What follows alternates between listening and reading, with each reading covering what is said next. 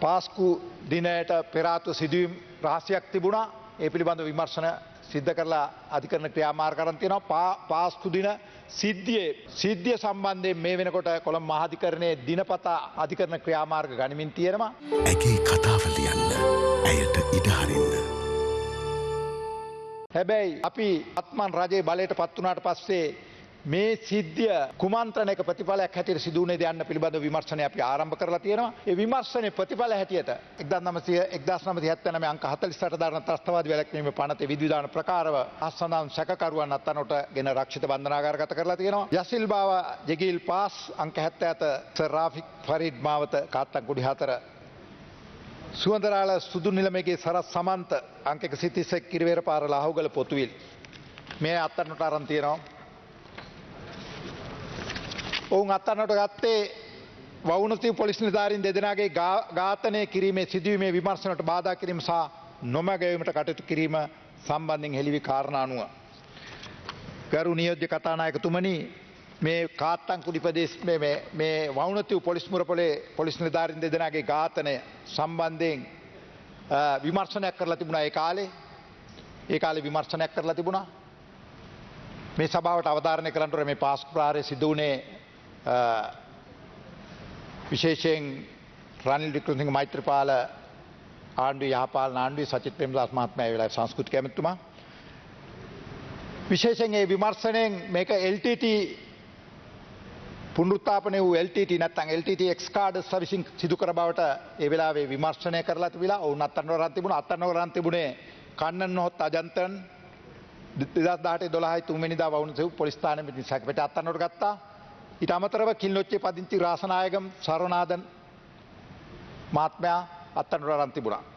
පසු කාලයක වුන් නිදහස් කරලා තිබුණා. හැබැයි මේ පිළිබඳව අපි බලයට පත් වුණාට පස්සේ මේ පිළිබඳව ලැබුණු තොරතුරු ඔස්සේ විමර්ශනයක් කරා. විමර්ශනය කරලා මේ වෙනකොට හෙළි කරගෙන තියෙනවා මේ පොලිස් නිලධාරීන් දෙදෙනාගේ ඝාතනය LTT හිටපු LTT සමාජිකයන් විසින් සිදු නොකළ බවත් මේ ඝාතනය සිදු කරලා තියෙන්නේ සාරම් හසින්ගේ කණ්ඩායමක් විසින් බවත් මේ වෙනකොට හෙළි කරගෙන තියෙනවා. එදා මේ වවුනතිව් ඝාතනයේ ඇත්ත ත්‍රූජිතයන් අත්අඩංගුවට ගන්න හැකි වුණා නම් එය විමර්ශන නොමග යවා තිබුණා නම් පාස්කු ප්‍රහාරය සිද්ධ වෙන්නේ 4/21 වෙනිදා 18 12 වෙනි මාසේ මේ සිදුවීම නිවැරදි ලෙස විමර්ශනය කරලා සැබෑ චූදිතව අත්අඩංගුවට ගත්තා නම් සහරන් ඇතුළු පිරිස හැබැයි විමර්ශන වලින් පැහැදිලි වෙනවා සහරන් ඇතුළු පිරිස මෙයින් මුදවා හැර LTT පුනරුත්ථාපනය වූ දෙදෙනෙක් මේකට සම්බන්ධ බවට චෝදනා කරලා සිරගත කිරීම. මේක විමර්ශන නොමගවීමට සිදු කළ කාර්යයක් බව පැහැදිලි.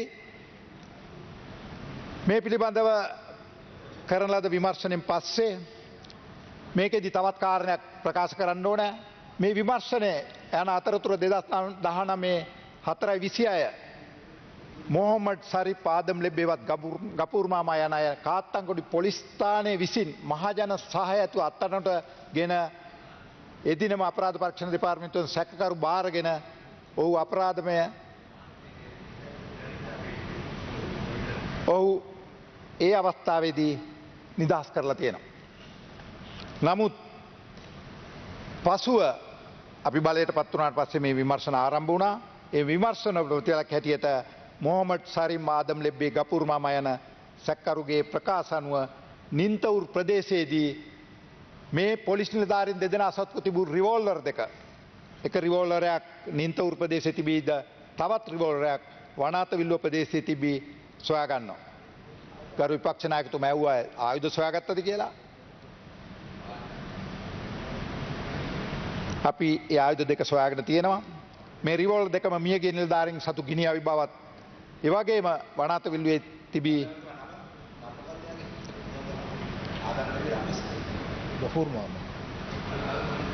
මොහොමඩ් සරිප් ආදම් ලෙබ්බේ නොත් ගපූර් මාමා.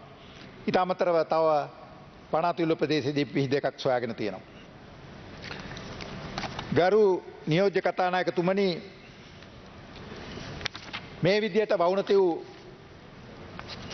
පොලිස් නිලධාරීන් දෙදෙනාගේ ඝාතනය සම්බන්ධයෙන් විමර්ශනය නිවැරදි දිශානතියට යොමු කරලා ඔවුන්ට විරුද්ධව දැනට අත්අඩංගුවට ගෙන ඇති පුද්ගලයන්ට විරුද්ධව මඩකලව මහාධිකරණයේ කරුණු වාර්තා කරලා අධිකරණ ක්‍රියාමාර්ග අරන් තියෙනවා. එදා ඒ සිද්ධිය නිවැරදිව සිද්ධ වුණා නම් පාස්කුවිදා ප්‍රහාරය සිද්ධ වෙන්නේ නැහැ. ඒ සිද්ධියට වග යුත්තේ සහරම් ඇතුළු කණ්ඩායම් බව මේ වෙනකොට අනාවරණය වෙලා තියෙනවා. ඒ විමර්ශන සියල්ල නොමග යවන්න ඒ වෙලාවේ කටයුතු කරලා තිබුණා. Register for Ada Derana news alerts via your mobile service provider or simply visit adaderana.lk.